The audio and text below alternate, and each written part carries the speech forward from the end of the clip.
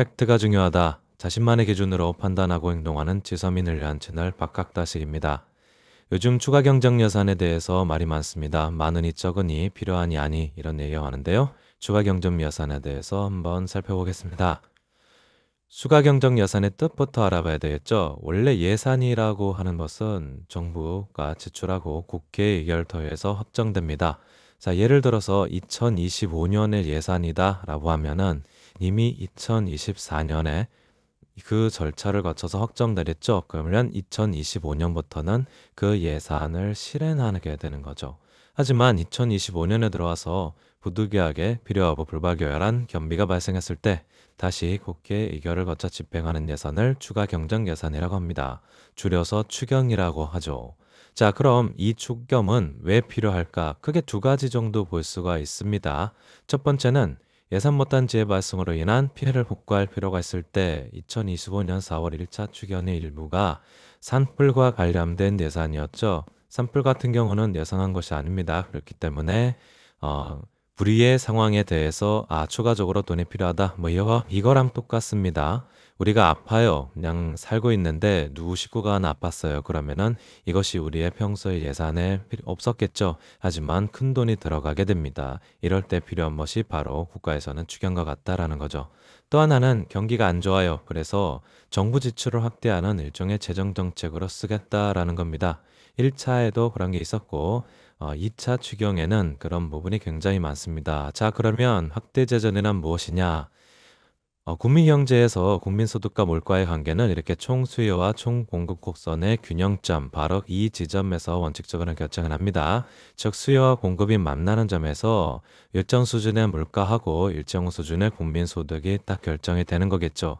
그런데 경기가 안 좋아요. 그러면은 총 수요가 증가하지 않거나 아니면 오히려 퇴보하는 이런 일이 발생할 수 있겠죠. 그럴 때 국가가 재정 지출을 확대해서 즉 확대 재정 정책을 써서 이 총수요 곡선을 오른쪽으로 이동시키는 겁니다. 그렇게 되면 요만큼 국민소득이 추가로 증가하죠. 물가도 어느 정도 오르긴 하지만 그 물가 오르는 걸 위해서 국민소득에 늘어가는 부분을 더 바라보겠다 이런 생각을 가지고 하는 것이 추경이에요. 그렇기 때문에 추가 경정 예산과 추경의 필요성 또는 추경의 목적을 크게 이렇게 두 가지로 보시면 될 것 같아요. 물론 뭐 여러 가지가 있긴 하겠지만 우리가 그냥 간단하게 두 가지 정도만 이해하면 될 것 같습니다. 그럼 이 추경은 우리나라만 하느냐? 자, 불가피한 일들은 세계 어느 나라에나 똑같이 일어나겠죠. 그렇기 때문에 이 추가 경정 예산이라는 것은 많은 나라에서 일반적으로 사용됩니다. 일반적으로 사용된다는 것은요, 거의 매년 일어날 수도 있다라는 뜻이에요. 그러면 다른 나라를 예를 볼까요? 크게 미국하고 일본만 보겠습니다. 미국 같은 경우는 2024, 25년은 아직 집계가 안 돼가지고 제가 자료를 못 찾았는데요. 2022년, 23년을 보게 되면 일단 2022년은 어마무시합니다. 2조 8천억 달러, 한국 돈은 얼마인지 가늠도 잘 안 돼요.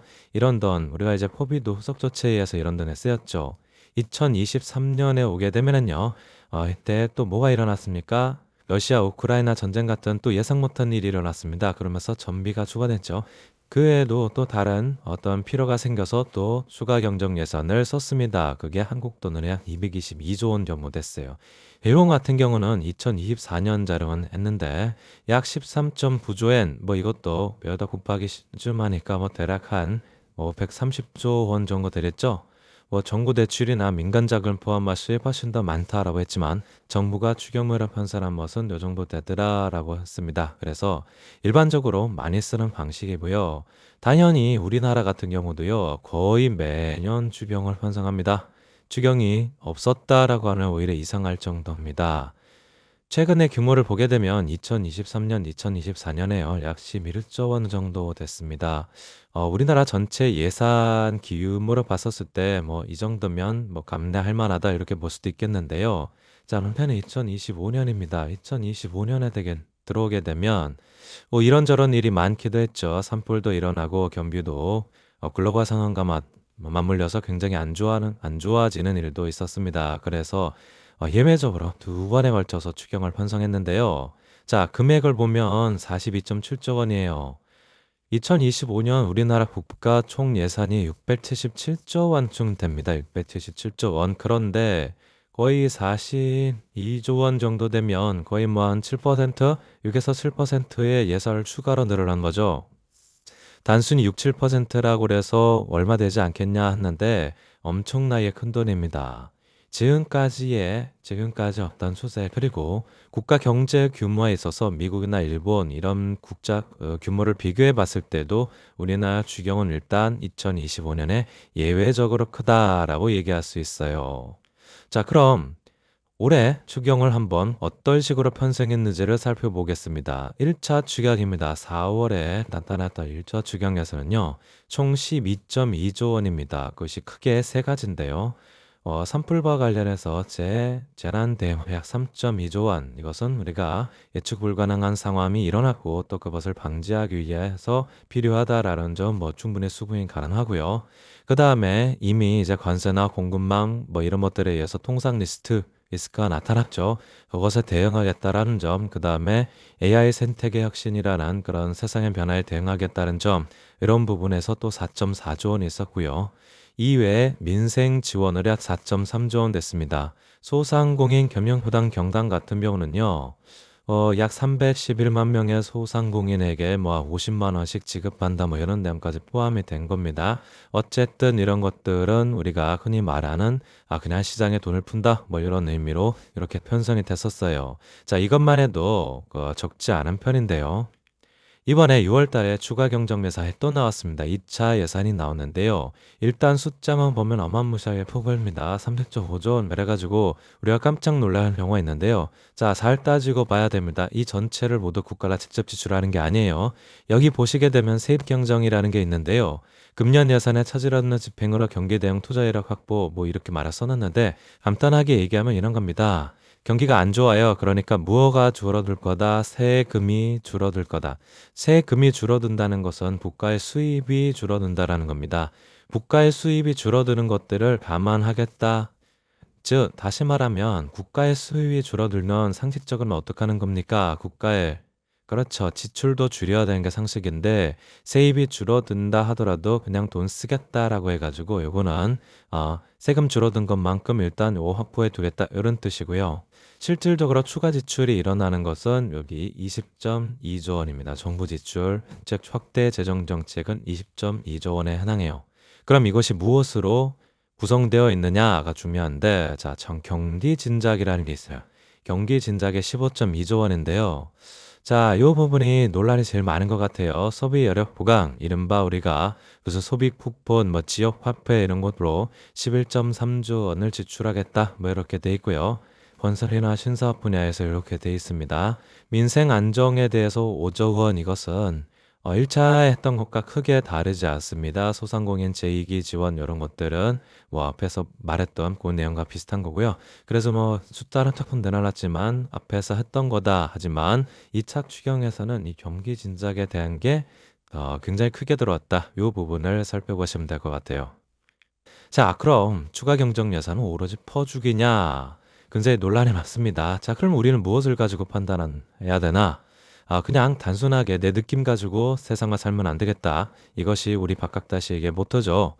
추경의 목적과 재원 조달 방식을 한번 살펴보고 거기에 따라서 이 추경이 옳은 거냐 아니냐, 즉 바람직하냐 아니면 너무 많거나 너무 적거나 이런 것들 생각해 봐야 된다라는 겁니다. 요거를 한번 보고 싶어요. 민생회복 소비 쿠폰 13.2조 원. 요거 이제 2차를 얘기하는 건데요. 2차에서 13.2조 원. 그 다음에 채무조저 1.4조 원. 이것도 굉장히 말이 많습니다.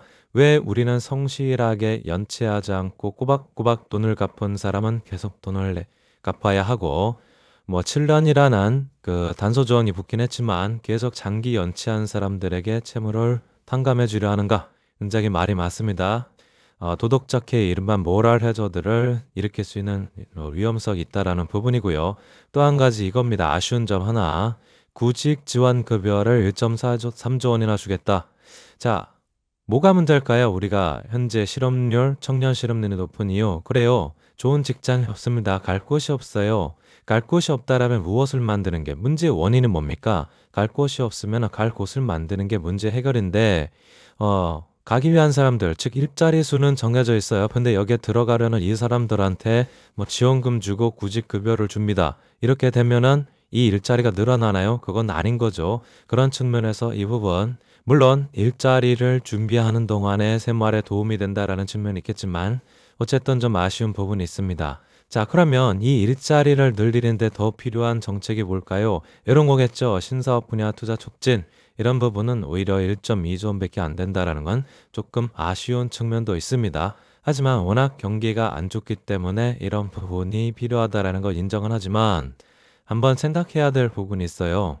이것이 실업에 있어서도 똑같거든요. 일시적 실업이냐 부조적 실업이냐에 따라서 대응 방법이 달라져야 되는데 일시적 실업일 경우에는 뭐 이런 부분이 충분히 이해되지만 만약 부조적 실업이다라고 할 때는 다른 방법을 써야 되거든요. 그 우리도 마찬가지입니다. 우리의 소상공인 경제가 안 좋다, 민생 경제가 안 좋다라는 부분이 단순히 일시적이냐 아니면 국가 경제의 구조적 부분이냐라는 것들을 생각해 봤었을 때요. 우리에게 필요한 건 사실은 구조적인 어떤 전환이 필요할 것 같은데 그럴 때 이런 부분이 조금 더 많이 왔어야 되지 않느냐 이런 생각을 한번 해봅니다. 두 번째, 지원 도달 방식인데요. 일단 추경에서는요. 기존 기금 등을 활용해서 4.1조 원, 국채 발행해서 8.1조 원 이렇게 한다라고 그랬어요. 자, 이거는 간단하게 얘기하면은 기존에 있던 예금통도 함께서 쓰겠다 요거고요. 그게 모자라니까 막통뚫었다 이런 뜻입니다. 이미 4월에 다 막통까지 뚫었죠. 그러니까 남은 돈이 없으니까 4월 추경에서는요. 지출액 20.2조 원의 대부분은 어떻게 하겠다. 국채를 발행하겠다라고 그랬어요. 자, 2025년 추경만 가지고 우리가 추가적으로 발행하는 국채가 약 28조 원입니다. 자, 이 국채는 공짜로 빌려주는 돈이 아니죠. 이자를 내야 됩니다. 6월 기준에 10년 만기 대한민국 국고채 금리가 약 2.8에서 2.9 뭐 이 정도 되는데요. 1년으로 친다 하도 꽤 많은 돈의 신규 이자가 발생하는 겁니다. 그럼 이건 결국 무엇으로 갚습니까? 뭐 국가가 또 빚을 내서 갚든지 아니면은 국민의 세금으로 갚든지 이렇게 해야 되겠죠. 그런 측면에서 이 추가 경정 예산이 모두가 빚으로만 이루어진다. 사실 재정적으로는 건전하지 못하라는 부분 분명히 인정할 부분이 인정합니다. 하지만 결국 이것으로 이루고자 하는 목표가 제대로 되느냐 안 되느냐 이 부분을 따져봐야 할 것 같습니다. 결론적으로 얘기하면 추가 경정 예산은 양날의 검이다라고 할 수 있습니다. 이 시기 언제 해야 되는가, 그 다음에 무엇에 재정을 확대해야 되냐, 지출을 늘려야 되냐를 잘 선택한다면 이것이 우리 경제의 어떤 선순환이 될 수 있는 요소도 있겠죠. 하지만 산업의 구조적 변화를 무시한 미봉책의 모든 것이 담겨져 있다면, 즉 어떤 정치적 목적으로 이것이 많이 편성이 된다. 그리고 이렇게 나눠준다. 이렇게 된다라면 이것은 장기적으로 우리 경제에 오히려 독이 될 수 있겠다라는 부분입니다. 자, 시청자 여러분들은 어떻게 생각하실까요? 자신만의 기준을 세워서 한번 판단해 보셨으면 좋겠습니다.